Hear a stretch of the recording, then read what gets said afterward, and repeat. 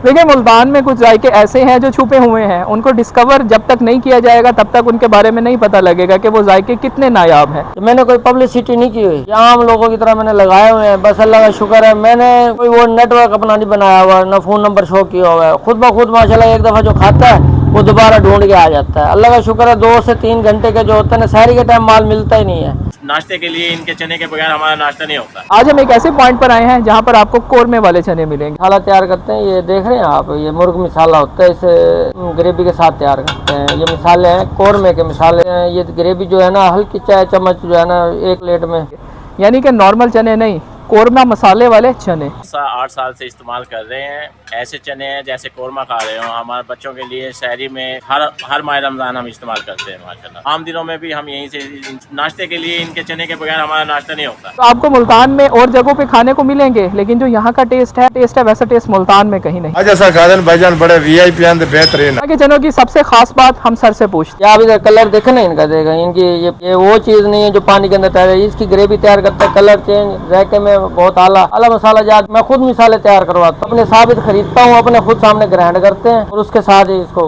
बनाता हूँ। आज हम मौजूद हैं मुल्तान के एक ऐसे मुनफरिद मकाम पर जहाँ चने सिर्फ पकाए नहीं जाते बल्कि एक खास अंदाज से निखारे जाते हैं। यहाँ की पहचान है गाढ़े, खुशबूदार और कोरमा टच वाले चने। जी हाँ, यहाँ एक खास राज इस्तेमाल होता है। मालिक के मुताबिक उनकी खसूसी चिकन कोरमे का 1 चम्मच जब इन चनों में शामिल होता है तो जायका आम नहीं रहता। हर निवाला कोरमे जैसी गहराई और खुशबू लिए होता है और यही वो चीज है जो इस मकाम को मुल्तान के दूसरे चनों से बिल्कुल मुख्तलिफ बनाती है। अगर आप समझते हैं कि आप मुल्तान के बेहतरीन चने चख चुके हैं तो एक बार यहाँ जरूर आएं, क्योंकि ऐसे चने मुल्तान में शायद ही कहीं और खाने को। अहमद टेस्टी मुर्ग चने, फयाज अहमद है जी।